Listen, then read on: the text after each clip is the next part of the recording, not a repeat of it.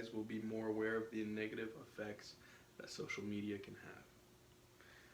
Social media is so popular and still so new that the negative effects, although they're very real and apparent, have not even been fully unveiled yet.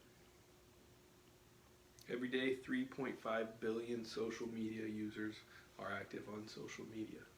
That's an equivalent of 45% of the population, and that spreads throughout all races, genders, and age groups.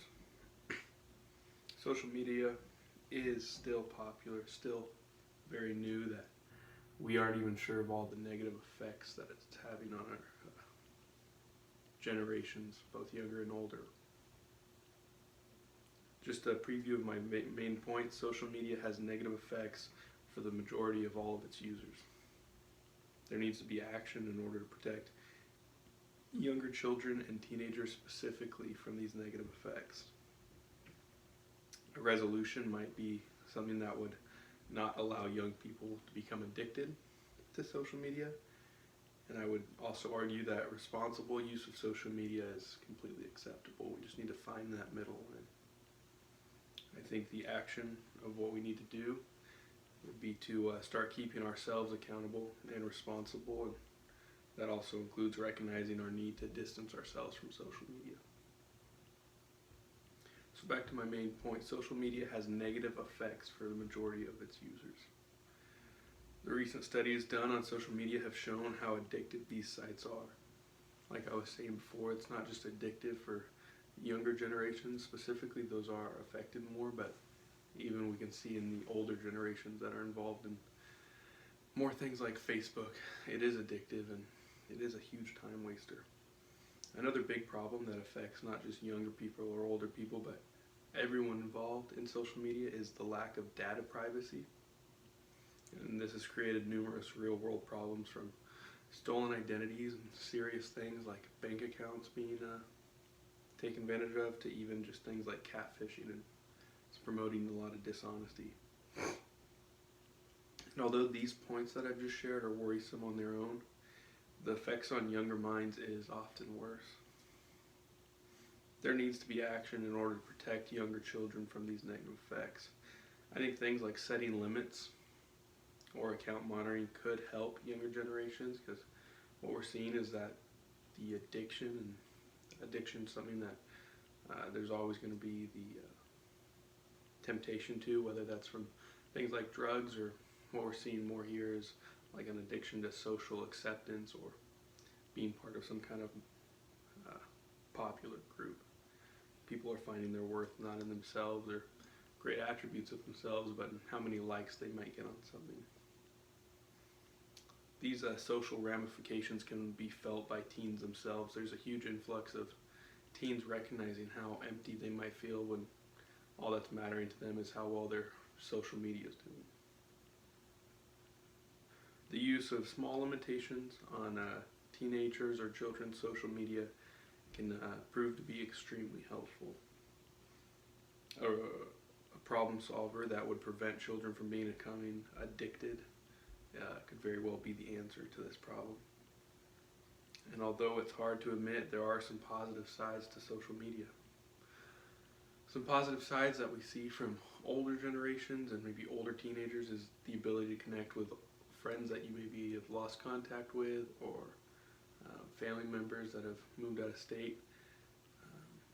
One thing that can be seen as both a positive and a detriment to social media is the availability for news to travel faster. We can see that really positive in things like natural disasters or dangerous situations, but it becomes negative when we have biased news sources putting out untrue articles or catchy headlines and gaining all this attention on social media. And these positive effects can maximize the good outcomes from social media while also keeping people safe. So I do think there is a place for social media. I just don't think it's how it's being used right now. I'm also here to argue that responsible use of social media would be a good thing. Social media's positive effects don't outweigh their bad ones, though. The availability to keep in touch with family members or lost friends, I don't think outweighs the way that social media is pitting people against each other with their forwarding of extremist ideas, both far left and far right on the political spectrum. I also think when we're talking about the responsible use of social media, it's important to recognize that those usually aren't the main reasons why people are staying on social media. People might come to social media for those things in hopes to connect with lost friends or to catch up with family, but things like Instagram and Facebook, these apps are designed to seduce you into staying on and spending your free time on those apps, and that's 9 times out of 10 the reasons are people are staying on those sites. I think that the first step to fixing this addiction to social media should start with our generation.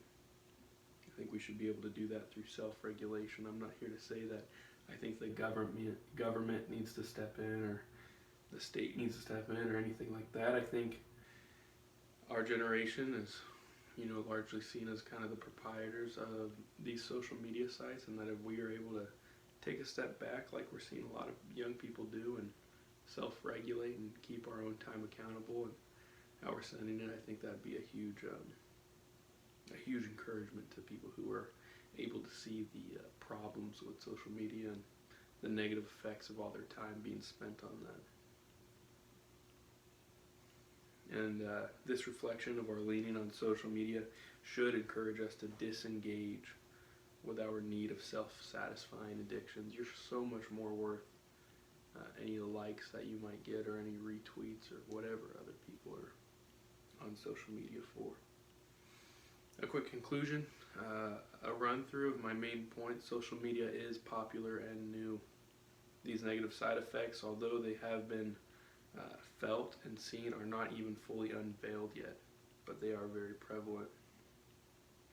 That was my thesis statement. My main points: social media has negative effects for the majority of all of its users. There needs to be action in order to protect younger children or teenagers from these negative effects. A situation that would not allow young people to become addicted would definitely help this cause. Responsible use of social media would not only be acceptable, but would be a good thing. We can use the good parts of social media as an advantage for us. And I think all this begins the self-regulation, the self-admittance of maybe an addiction or reliance of social media. I think that needs to start with ourselves, and that if we started to distance ourselves, it would have a ripple effect.